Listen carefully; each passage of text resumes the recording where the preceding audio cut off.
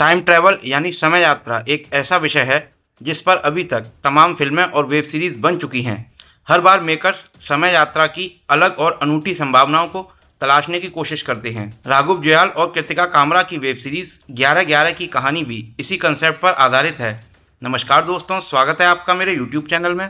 दोस्तों, अगर आपको भी जानना है कि यह वेब सीरीज कैसी है और इसमें ऐसी क्या खास बात है तो मेरी इस वीडियो को अंत तक जरूर देखें। दोस्तों, OTT प्लेटफॉर्म G5 पर रिलीज हुआ यह सीजन 3 अलग अलग कालखंडों सन 1990, 2001 और 2016 में हो रही घटनाओं को आपस में जोड़ती है।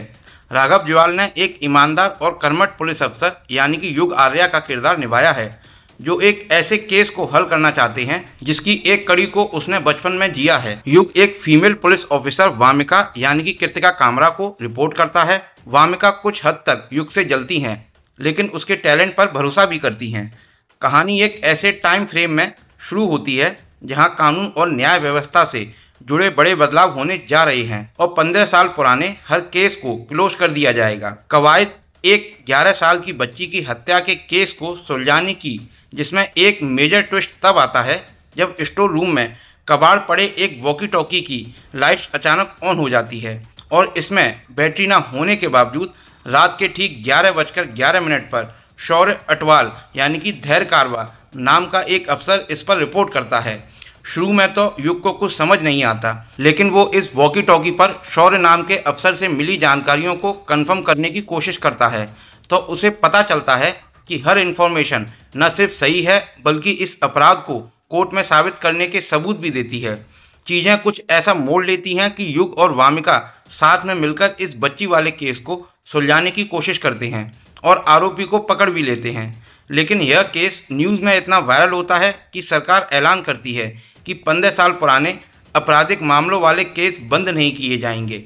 अब चुनौती है एक नए केस को हल करने की। हर रात 11:11 पर युग की शौर्य से बात होती है और दोनों एक दूसरे से कुछ ऐसे क्लू शेयर करते हैं जिनकी मदद से अपने अपने टाइम जोन में वो इन अपराधों को रोकने और इनके कातिलों को पकड़ने में कामयाब होने लगते हैं। वामिका नहीं जानती हैं कि युग जिस वॉकी टॉकी पर बात करते हैं ये वही शख्स है जिससे वो प्यार करती थी और उसकी मौत हो चुकी है।